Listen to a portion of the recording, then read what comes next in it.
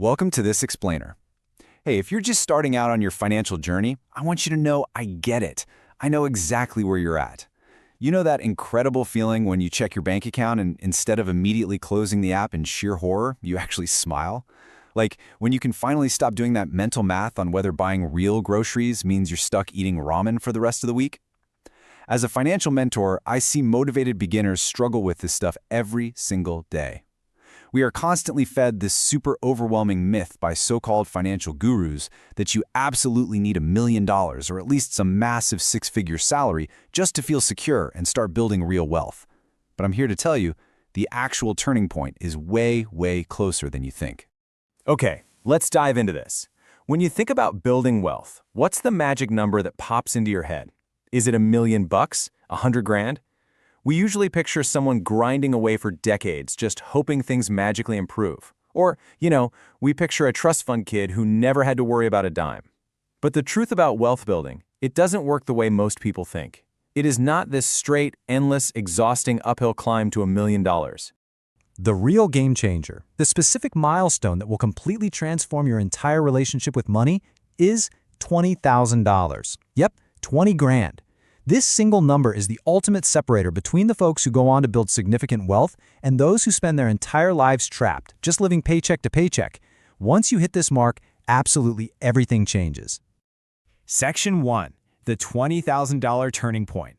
Let's get right into it. So let's look at why this threshold changes literally everything. If you've ever tried to push a giant, heavy boulder up a hill, you know that just getting it started is brutal. You're straining, you're sweating, you're making practically zero progress, and honestly, you're probably questioning if it's even possible to reach the top. I really want to validate that struggle for you, because starting from zero, that is absolutely the hardest part. But $20,000 is that crest of the hill. Everything before this point feels like a mechanical, exhausting effort against gravity. But the very second that boulder crests the hill at 20 grand, momentum takes over. Suddenly, gravity is actually working in your favor. Section 2. Escaping survival mode. Now, the difference here isn't just mathematical. It is deeply psychological. When you're sitting at zero, your brain is operating in what psychologists literally call survival mode. Every single decision you make is filtered through fear and scarcity. Your mental bandwidth is totally consumed by immediate threats. Honestly, it's like trying to peacefully plan a beach vacation while your house is actively on fire. You take terrible jobs, you stay in bad situations, simply because you feel like you have absolutely no other choice. But at $20,000, you enter growth mode. Suddenly, your brain has the breathing room, the actual space to see opportunity. Instead of just reacting to constant crises, you become completely proactive about your future. Now, what's really interesting about this slide is the hard data backing this all up. Research from Vanguard actually shows that having just $2,000 in emergency savings boosts your financial well-being by a massive 21%. That small buffer alone pulls you right out of pure panic. But when you push that to 3 to 6 months of living expenses, which for most people lands right around that $20,000 mark, you get another 13% boost. You've officially created enough psychological breathing room to shift your brain from just preserving what you have to true wealth building. And this shift, it liberates you from a very specific kind of everyday exhaustion. When you're broke, you obsess over micro decisions. You know the drill. Should I buy the $3 coffee? Should I get the generic brand cereal? It drains your energy, and frankly, cutting out coffee only saves you what, maybe $1,000 a year? Hitting this $20,000 mark allows you to finally stop agonizing over organic bananas and start focusing your powerful mental energy on macro decisions. Things like optimizing your housing costs, maximizing your income, strategizing your investments. These are the big-ticket decisions that swing your net worth by tens of thousands of dollars. Which brings us to Section 3, the math of momentum. We've talked about the psychology side of things. Now let's pivot to the beautiful, highly encouraging mathematics of compound interest that actually drive this whole phenomenon forward. Let's say you're saving and investing $1,000 a month at an 8% return. Getting from zero to your first $20,000 takes about 19 months of grueling discipline. It's a year and a half of serious sacrifice. But here's the mind-blowing part. Your second $20,000 doesn't take another 19 months. It only takes 17 months. You did the exact same amount of work, but you shaved 2 full months off your timeline. Why? Because your money is now sitting right there working alongside you. It's all about the scale of returns. Look, a 10% return on $2,000 is $200. Nice? Sure. Life-changing? Not really. But when you have $20,000 invested at just an 8% annual return, that yields $1,600 flowing directly into your account over a year, and you didn't lift a single finger for that money. It didn't come from your boss. It showed up purely because your existing money was out there working on your behalf. But achieving this math requires a fundamental rewiring of your brain. To get to this point, you had to track every single dollar. You had to say no to shiny objects. You had to actually control your money instead of letting it control you. By doing this consistently, you develop the absolute most important life skill you will ever possess, the ability to delay gratification. You essentially prove to yourself that you are the type of person who can achieve a massive goal.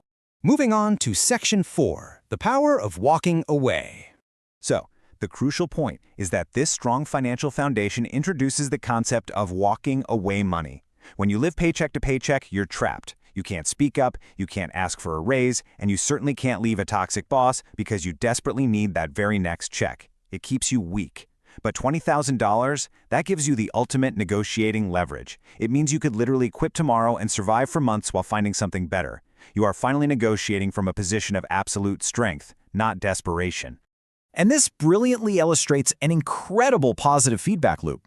Often, you never even have to touch that walking away money.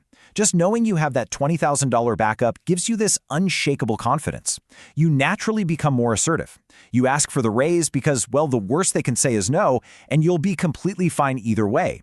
You push back on unreasonable demands. People notice this confidence, and ironically enough, it usually results in you getting better assignments, more recognition, and higher pay, all without ever actually having to quit. Section 5. The ultimate wealth trap. As your mentor, though, I have to deliver a pretty stern but caring warning right here. Because I see people make a massive mistake time and time again. They hit $20,000, they feel successful, and they immediately blow it on a brand new car because they feel they deserve it. Do not do this. The average person completely destroys a fortune on transportation over their lifetime. Between car payments, insurance, maintenance, and gas, we're talking about dropping $600 to $800 a month. Over a 40-year period, that is $400,000 or more just to get from point A to point B. It's kind of like watching someone spend a fortune on a gym membership they never use while complaining they can't afford healthy food. Here's the painful mathematical truth that you absolutely need to internalize. A shiny new car loses about 20% of its value the absolute second you drive it off the dealership lot. Poof, gone. You aren't just spending your hard-earned $20,000. You are actively, deliberately destroying the wealth you just sacrificed so much to build. I really want you to remember this reality check. That car payment might make you feel wealthy, but it's actually keeping you poor. It is incredibly easy to confuse the appearance of wealth with actual, tangible wealth building. I promise you, the person driving that flashy new car is probably lying awake stressed out of their mind about money, while the person driving the older, reliable car is quietly building an empire and sleeping soundly.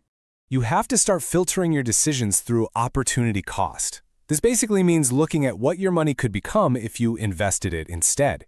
That $30,000 car isn't just costing you $30,000. When you account for compound interest over 20 years, that car is actually costing you over $200,000 in lost future investment growth.